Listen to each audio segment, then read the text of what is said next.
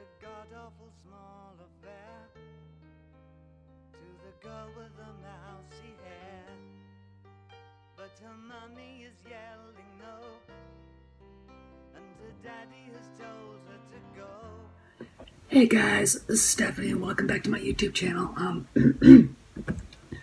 Feel free to subscribe, leave a comment. I love comments. Don't troll. You will be banned and your comment removed. Okay, so anyway, I just got back from hanging out with Kay. Rode her a little bit, and it was a hot, sweaty day, so she's still in heat. And she's a basket case. Very hard, very difficult to deal with. So I just worked her fanny into the ground, and then she was finally listening to me, which was what I want. And normally she does. We're in the 10% of the time when she's almost unlovable. So anyway, today is George Lucas's birthday. And I started thinking about what Star Wars really means to me, and what it means to most of us who are generally angry about the direction that the franchise is going. And you know, I was 9 years old in 1977. Already was horse crazy then. Sister said, and that lived in Boston at the time, was like, you guys have to go see this movie. Oh my gosh, blah, blah, blah. And it was Star Wars, so my sisters and my brothers and some friends of theirs dragged me to it so that I could go to it. So I went, and we sat down. My old hometown is a theater. It's still there, but they don't use it anymore. It was a mom and pop theater called the Hollywood. And that's where all the big movies, Star Wars, Raiders of the Lost Ark, E.T., La La La, Jaws, all, were shown.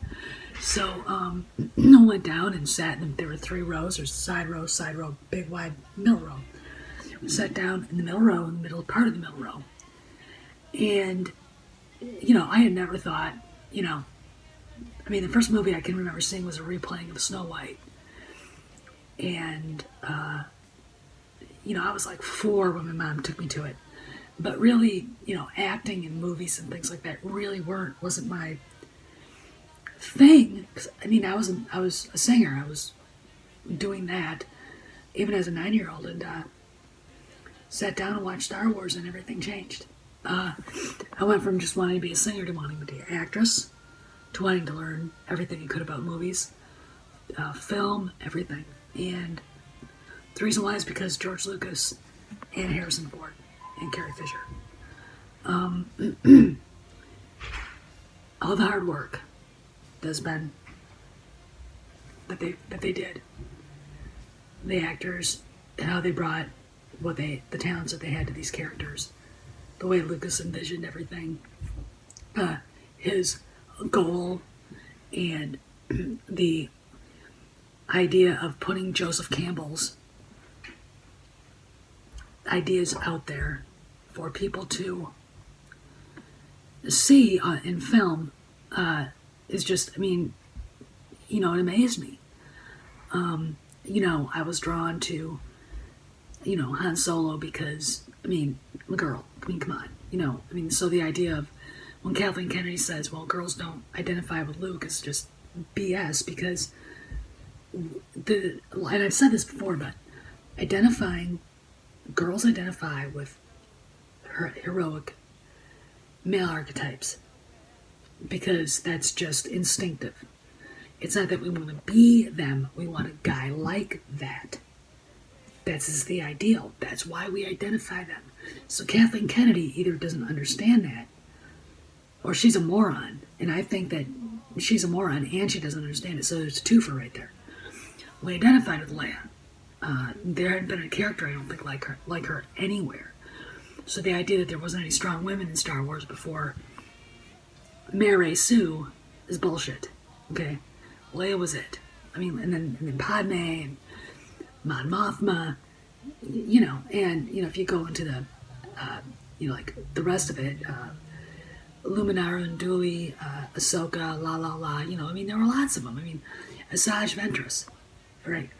But, you know, so when I look back at growing up and seeing how my life was affected by this idea and vision of George Lucas's, and how it was carried out by the actors Mark Hamill, Harrison Ford, and Carrie Fisher, David Prowse, Peter Mayhew, Peter Cushing, Anthony Daniels, Kenny Davis, you know, all these great people that are now part of our cultural tapestry. You know how lucky we were, because nowadays, to me, when I look at movies in general, it's a very rare movie, and it's usually from Britain. I'm sorry to say this. British director and all that. It's a very rare movie that actually seeks to find nobility in art. And Star Wars was the ultimate of seeking nobility, all right? That's what it was. Nowadays, we've got mediocrity, at least, in talent. You know, J.J. Abrams is not Steven Spielberg. He couldn't carry Steven Spielberg's glasses. The idea of anybody ever calling him that is just, I mean, to me, laughable. I mean, like, no, sorry, he's not Spielberg, so stop it, all right? A, the guy's ego does not need the boost, and B, it's like, no.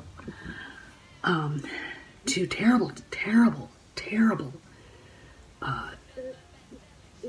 people who have no business being in movies, like Ryan Johnson, to apathetic, angry, insecure people like Pablo Hidalgo. I mean, you know, you can find it everywhere. And this talentless hackery and this nihilistic attitude towards everything has just sucked the life out of the art. And Star Wars, the franchise as it is the ultimate example of that.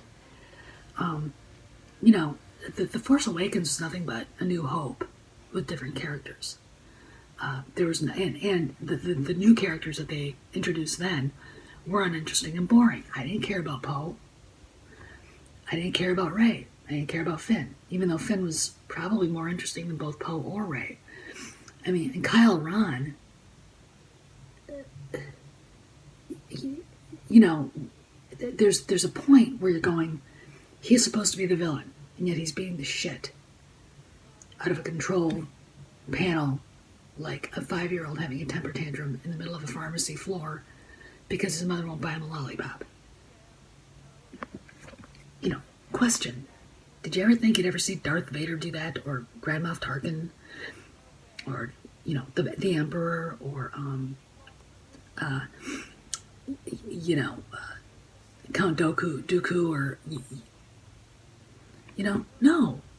This guy, this is literally the most laughable, unremarkable, unintimidating, uninspired villain I've ever seen in my life. You know, and then Rey.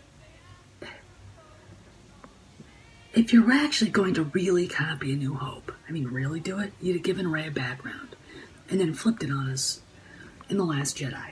Rey nobody, Rey blah blah blah, who is a nobody, to Rey Solo, or, you know, Skywalker, but, you know, and then you would have flipped it again with somebody else not being the person he thinks he is. You know, so, but no, this is, I mean, The Last Jedi was lazy ass, mediocre, safe writing. You don't have to be safe. You just have to follow the rules. Following the rules isn't necessarily safe. No, I Am Your Father wasn't safe. I Am Your Father was a holy shit moment, right? You remember that? You know, so then we get to Last Jedi. And we have all these other books that have to go along with it because no one fucking understood. I mean, it was so horrible that they had to feel like they had to apologize more for it by writing books. You know, we didn't need a novel for The Empire Strikes Back. There was a novel with it. I bought it. I read it. But we didn't need the novel to understand it. You know, The movie spoke for itself. With The Last Jedi, they have to write a novel that's about that thick. So so they add Han's funeral, which is a big fuck you to us, the fans. Luke mourning Han, which is another big fuck you to us, the fans.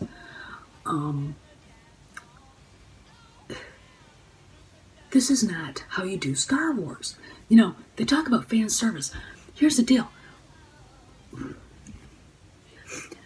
Here's the pitch meeting they walked into when The Force Awakens, the executives, and Kathleen Kennedy and that idiot J.J. Abrams walked into. Well, when the executive says we have studies and we are going to appeal to the millennials, the younger crowd, all right? If you want to see what appealing to the younger crowd is, Family Guy, which is a show I stopped watching a long time ago because it got too crude and mean, did a show about millennials. And it is hysterical because that is exactly what Disney did to Star Wars. Okay? So, are they going to get triggered by seeing a masculine, 6'1" Han Solo? Are they going to get triggered because Han and Leia stayed married till the day Han died? Are they going to get triggered because Luke had a wife? Are they going to get triggered because there's more than one designer baby in people's families? What the action? And those are things that piss me off. Are they going to get triggered because, you could actually have a villain that we could hate, and that they could hate? Are they going to get triggered because it's actually a story about good versus evil? Are they going to get triggered because there are some black bad guys and some white good guys? Are they going to get triggered because you put an American as a good guy? This is stupid. But I know that that's what Disney did, and now they're suffering for it because millennials don't buy merchandise. They don't go to movies over and over and over again. They can barely keep their attention on one thing at a time. The average millennial that is a hipster millennial, which is what they are aiming at, has the attention span of a goldfish. Okay? And I just, you have to see that Family Guy episode. In fact, I'm going to actually see if I can buy it somewhere because it is literally what I know Disney did when they decided they were going to do Star Wars. And of course, they let Kathleen Kennedy run rampant. Now, I am a person who, before I got sick, and when I was in high school, I was doing state music contests, I was in choir, I was doing solo ensemble, blah, blah, blah, in music big time, thinking seriously about jumping into acting after I graduated high school. And when I was in college, I got really, really, really, really sick. I was anorexic. I'm about almost 5'7". I weighed 90 pounds. I got the flu in November of 1987. It turned into pneumonia really, really fast, and I ended up for 3.5 months at St. Mary's in Rochester, Minnesota, Mayo Clinic, in 6.5 weeks in a semi-drug-induced coma. And my classical soprano voice, see that? It's a tracheotomy scar. I have chest tube scars here all the way down, and I have a lovely scar across my belly button. And if you look real hard at my wrist, you can see lots and lots of IV spots. So everything I wanted to do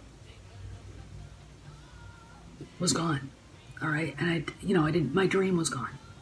Now, I could have gone into production, but I really wanted to be in front of the camera. And, when you identify, here's the deal. When your vocation is music, when your vocation is performing, you don't come back from it. That is your identity. That's who you are. And everything changed so drastically for me. This stupid friggin' voice of mine. That I lost any desire to go into Hollywood.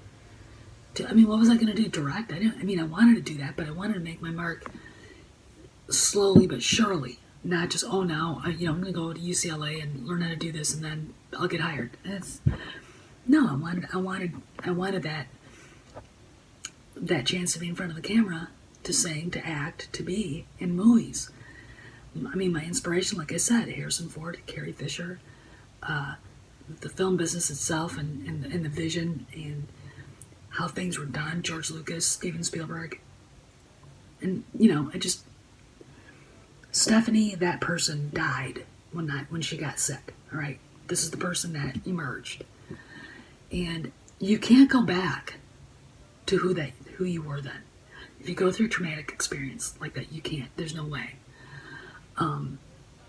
It literally changes everything in your life forever, all right? And when I think of the lack of gratitude Kathleen Kennedy has for everything she has, the lack of gratitude Ryan Johnson shows every day, the lack of gratitude and graciousness to the fans that Pablo Hidalgo shows every day, it gets me pissed off. Because if I was in Kathleen Kennedy's spot, they wouldn't be working for me. No, you're gone. There'd be no way I would ever let anybody like Claudia Gray ever near any Princess Leia stuff. None of the sequel stuff would be happening right now. And if I had been in her shoes, being offered the chance to lead Lucasfilm and George's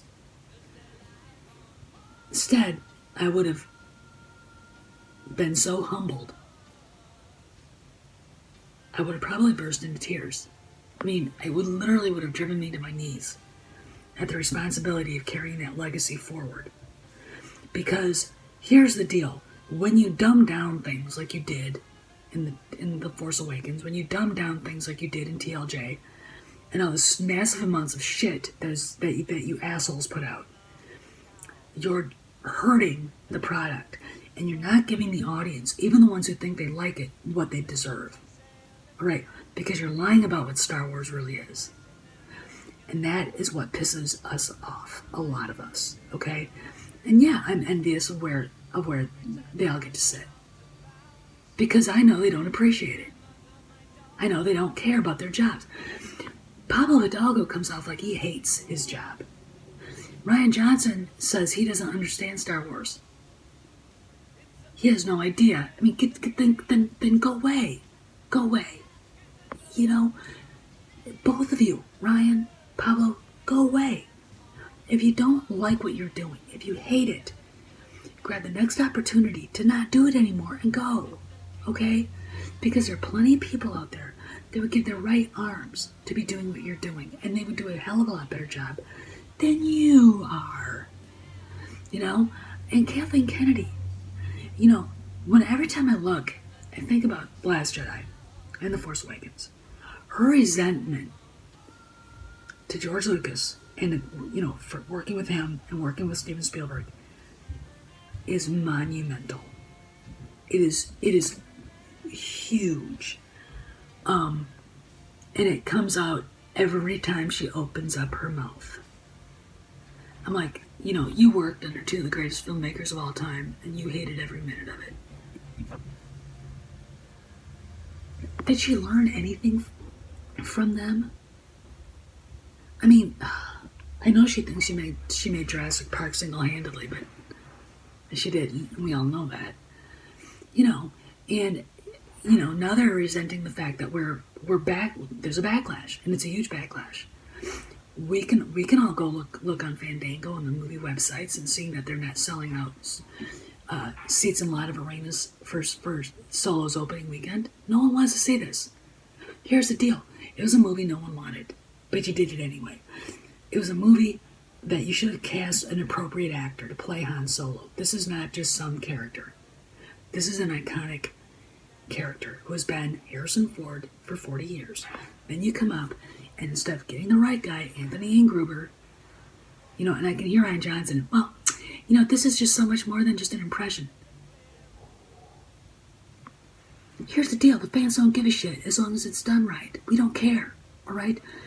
An Ian Gruber would have been perfect. I would have gone to see it. I would have. Pissed off at TLJ, but I'm going to go see the Han Solo movie because I like Anthony Ian Gruber. But no. Instead, Steven Spielberg gets involved. Oh, and they did offer to Anthony Ian Gruber, but Spielberg got involved. And they instead cast Steven Spielberg's daughter's little friend. And now they got Harrison Ford involved. It's like, just leave him out of this. The little hobbit that you guys hired is not Han Solo. You can say that he is, but he's not. He's ridiculous. And he makes me not want to see the movie, and I've seen people on Twitter saying he wasn't very good. So, no, I'm not interested. I mean, I'm sorry, Ron Howard. I'm sorry, Mark Hamill. I'm sorry, Harry. I love you, man, but no, I'm not going to see it. This is not Han Solo. I remember seeing him, Harrison Ford in 1977, in the movie, slide into that booth, and my heart went, my eyes, I was 9 years old, but my eyes were wide open then. And then you sit, now when you look back and you see the behind the scenes, and there's a great video of him between Carrie Fisher and Mark Hamill. He's got his arm around both of them, and they're walking past the camera, and it's like, oh, that man, oh my God. But instead of continuing that charisma, that presence with Anthony Ian Gruber, we get, Smeagol before he became Gollum. I'm like, so, no, I'm not going to see it. And again, it goes to the thing that when I watch these, when I see the movies, when I'm hanging out, just doing stuff, and I think about, where I would have ended up had I not gotten sick. And I think about the unappreciative jackasses that are in places they should not be, that never should have been, that never should have been hired in the first places to work for Lucasfilm. It breaks my heart because they're gypping the fans. They're gypping the kids who even like The Last Jedi and like The Force Awakens. They gypped us. And here's something I'm going to leave you guys with. My friend Jumanji, I think that's how, yeah. He's got a video, he's got a YouTube channel, and we go on Mad Talk TV, to do podcasts every once in a while. And, he's not buying any Star Wars stuff for his nephew or for his niece anymore. When Mark with the C's son basically says, I'm done with Star Wars, when other people have said it, when, we're the people who have children, all right? We're the people that want to take our kids to see Star Wars, all right? Piss us off. Ruin what they learned from us about what it was. These hipster SJW losers that you guys are aiming at, like Family Guys, the beer company was, they don't buy the merchandise and they don't give a shit, and they'll be, off chasing the next big thing, okay? To them, it doesn't matter, all right? And if you're trying to make it for the casual movie audience, that's a fail too, because we were the ones, us true fans, real fans, that would go to see it over and over and over again at the theater and buy all the shit, okay? So, your attitude, Lucasfilm, by catering to 24% of the fans, and that is 24%, all right, is you're hurting Hasbro, you've helped bankrupt Toys R Us, you're hurting your division of Disney, which is Lucasfilm, and you're making it so bad that a lot of us will never come back, all right? So, what I propose before, the shit really hits the fan. And after Solo bombs, and it's going to, is this. Pablo, go find another job. Ryan, we don't need your trilogy. Why don't you go do another movie? You probably got something else you really wanted to do, so go do it. Kathleen, you're a failure. You are a failure. You put all the movies, Star Wars movies together, and they haven't made nearly enough. They haven't, and everybody knows that. And bottom line is money. You're losing Hasbro millions. It cost them like, what, $240 million to license Star Wars stuff from you guys? They're not going to come back. And if they do, they're probably not going to spend they're probably going to ask if they don't have to spend as much money on the license. All right? Other companies won't spend the money.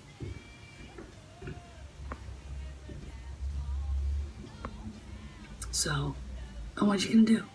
Really, what you going to do? Why don't you quit? Give the company over to someone who is a fan, who knows what they're doing, who knows how to run a movie studio, who knows how to cast, and let them fix what you broke. All right? Disband the story group, redo the PR, apologize, have the new person apologize to the fans, and say it'll never happen again, and then go forward, because that's the only way you're going to save Star Wars. Okay? Every time I think about that 9-year-old girl who was dragged happily into this wonderful thing, and now I look at it, and it's like, and then, what I love is that, and I'm going to leave you with this one.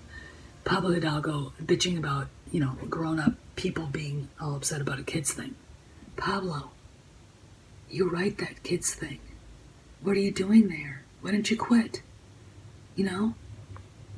Somebody else can come in that's actually a fan, because you're not. All right? Same thing with Rowan Johnson. Get the hell out of there. Same thing with, everybody else over there. Just leave. You don't like it. Go. Go do something else. Okay? I'm sure there are plenty of real fans out there. They'll give their right arms to be able to have your jobs and do it 20 times better than you ever could. Because I'm going to leave you with this. There's no such thing, guys, as an irreplaceable man. Unless you're Harrison Ford. Or irreplaceable woman, unless you're Carrie Fisher. Okay, that's it. And none of you are. Alright? And none of you are George Lucas. And he's irreplaceable. And so is Mark Hamill. Alright? But then, that's a difference between being a mediocrity and a great human being. Okay? And I don't even know if you guys are really even mediocrities. But, anyway. This is my sort of philosophical, long-winded, birthday rant on George Lucas's birthday, because he is so missed. His vision is missed. The lore that he created, his care for the characters, everything. So anyway, I had to get all this off my chest. So anyway, this is Stephanie signing out. Happy birthday, Mr. Lucas. See you around the galaxy.